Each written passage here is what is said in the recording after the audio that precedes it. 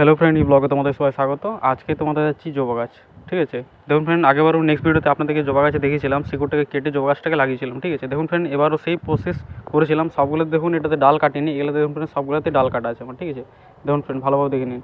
আর দেখুন ফ্রেন্ড, এই ডালের থেকে নিচের থেকে বেরিয়েছে রুট, ঠিক আছে। দেখুন ফ্রেন্ড, ডাল বেরিয়েছে, ঠিক আছে। দেখুন ফ্রেন্ড, গাছের গ্রোথ দেখুন। আর সেই ডাল বেরিয়েছে সঙ্গে সঙ্গে ফুল, দেখুন ফ্রেন্ড ছোটো ছোটো চলে এসছে ফুলের কড়ি, ঠিক আছে। দেখুন ফ্রেন্ড, গাছগুলো সুন্দর হেলদি আছে। আর গ্রোথ দেখুন গাছগুলোতে কত সুন্দর আছে।